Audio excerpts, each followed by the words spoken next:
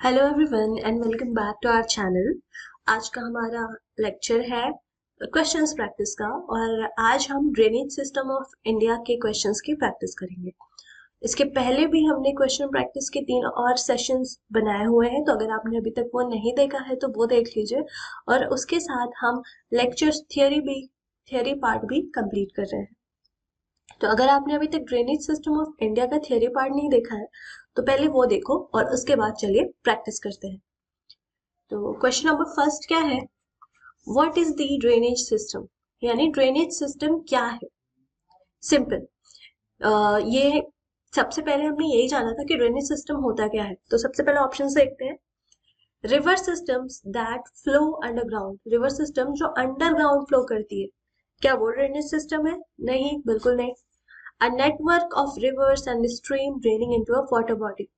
Reverse और stream का ऐसा नेटवर्क जो वाटर बॉडी, किसी वाटर बॉडी में जाके ड्रेन करे, खुद को वाटर बॉडी से, सी से या ओशन से मिला ले। तो बिल्कुल correct, option number second, drainage system is a network of rivers and streams draining into water body, right. चलिए next, how are rivers in India classified. India में रिवर को कैसे हम क्लासिफाई करते हैं? Based on their origin, based on their length, based on their volume, या फिर based on their flow.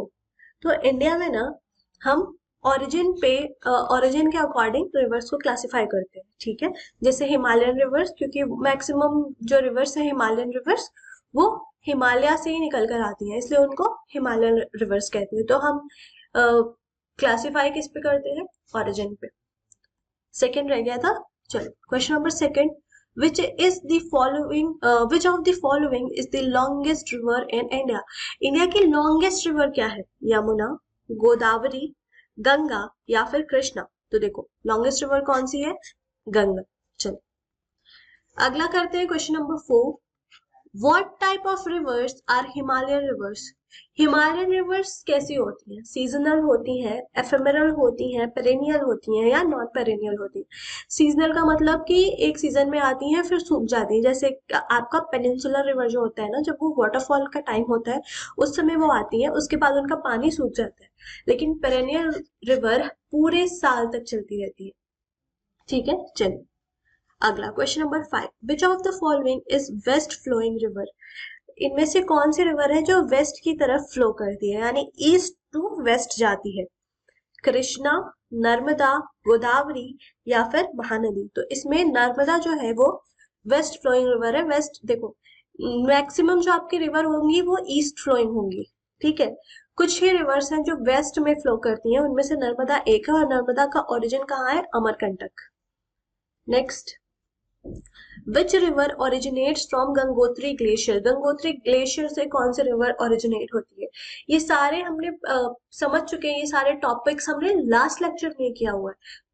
पर अगर आपने लास्ट लेक्चर नहीं भी देखा है तो यहाँ से आप बता सकते हो कि गंगोत्री नाम से ही समझ में आ रहा है कौन सी रिवर ओरिजिनेट हो रही है? गंगा रिवर। चलो next question, the Indus river enters in India. Indus river India में एंटर करती है किस रीजन से? लद्दाख से, पंजाब से, हिमाचल प्रदेश से या फिर जम्मू से। तो जो इंडस रिवर है वो लद्दाख से एंटर करती है इंडिया में। Next, which river is also known as Tsangpo in Tibet. देखो यहाँ पे टी साइलेंट होता है, हम सैंगपो पढ़ते हैं। तो जो ब्रह्मपुत्र रिवर है उसको तिब्बत में सैंगपो के नाम से जाना जाता है। Next, the Ganga and Yamuna converge eight which place. Ganga और यमुना, कन्वर्जेंस का मतलब होता है मिलना। तो गंगा और यमुना का कन्वर्जेंस कहाँ होता है? कहाँ वो दोनों रिवर्स एक दूसरे से मिलती है? कानपुर में, इलाहाबाद या जिसका नाम अभी प्रयागराज हो चुका है, वाराणसी या हरिद्वार। तो देखो गंगा और यमुना प्रयागराज में मिलती है, जो कि इलाहाबाद पहले नाम हुआ करता था, अभी प्रयागराज हो चुका है। और यहाँ पे एक और रिवर कहते हैं सरस्वती, जो कि रिवर अभी तो नहीं है लेकिन ऐसा माना जाता है कि पहले सरस्वती रिवर हुआ करती थी। तो इन तीनों का कॉन्फ्लुएंस होता है इलाहाबाद में। कौन कौन से? गंगा, यमुना और सरस्वती का। चलिए next, which river is called as sorrow of Bengal. ये कल के लास्ट लेक्चर में मैंने आपको बताया था कि सौरव ऑफ बंगाल कौन से रिवर को कहते हैं, तो ये कौन सी रिवर है, दामोदर। और सौरव ऑफ बिहार किसको कहते हैं, बिहार होता तो क्या आ जाता, कोसी रिवर। ठीक है, ये याद रखना, ये अक्सर आता है ये question. Which river is known as Dakshin Ganga, यानी दक्षिण की गंगा कौन से रिवर को कहते हैं, बहुत इजी है, गोदावरी रिवर को कहते हैं, क्योंकि गोदावरी भी बड़ी रिवर है। जैसे नॉर्थ में गंगा बहुत बड़ी है, उसी तरह साउथ की बात करें तो गोदावरी बड़ी रिवर है, इसलिए इसको दक्षिण की गंगा कहते हैं। अगला, the source of Narmada river is, Narmada river का सोर्स क्या है, अभी मैंने आपको इसी लेक्चर में शुरू में बोला है कि नर्मदा रिवर कहाँ से निकल के आती है, तो नर्मदा रिवर का सोर्स है अमरकंटक प्लेट्यू, ऑप्शन नंबर 1। और महाबलेश्वर से Krishna river.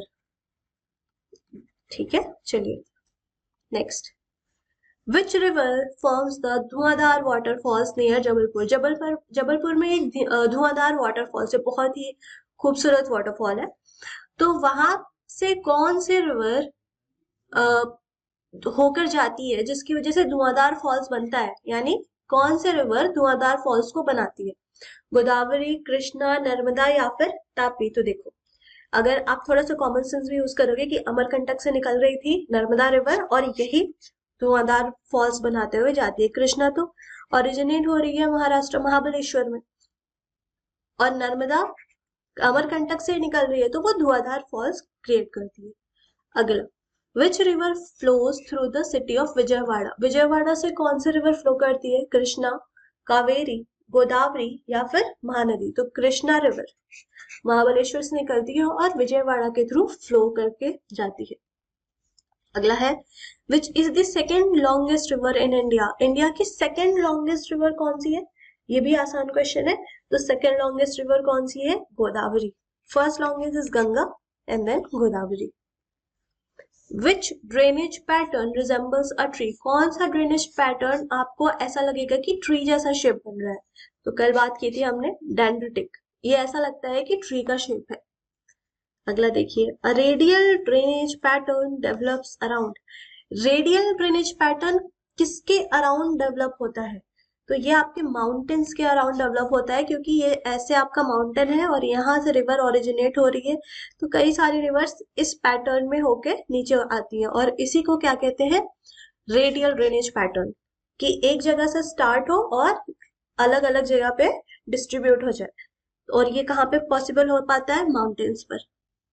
Next, centripetal drainage is found in, अभी देखो ये जो है रेडियल ड्रेनेज एक जगह से निकल के अलग अलग जगहों पे जाती है, सेंट्रीपिटल में क्या होता है, अलग अलग जगहों से निकल के एक जगह पे कन्वर्ज होती है।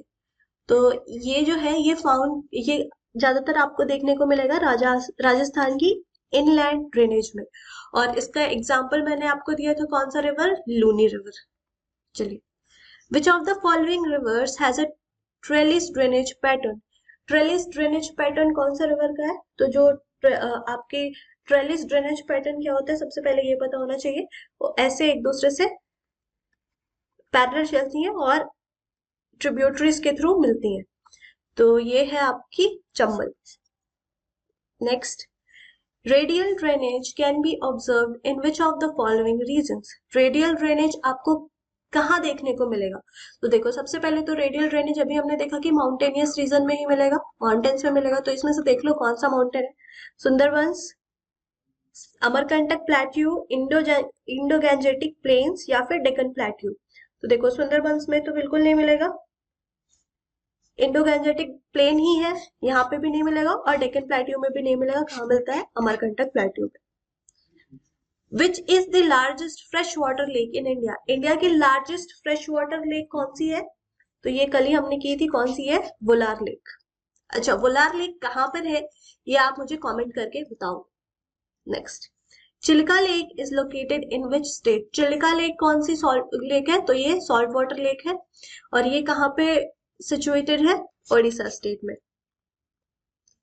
Sambar lake in Rajasthan is known for it, Sambhar lake जो कि राजस्थान में है, वो बताना है आपको कि किसके लिए फेमस है, किसके लिए जानी जाती है, क्या यहाँ पे फ्रेश वाटर फिशिंग होती है, या सॉल्ट प्रोटेक्शन होता है, यहाँ पे बर्ड सेंचुरी है, या यहाँ पे हॉट स्प्रिंग्स है। तो देखो चिल्का लेक जो है वो अपने सॉल्ट प्रोडक्शन के लिए जाना जाता है, क्योंकि ये भी एक सॉल्ट वाटर लेक है।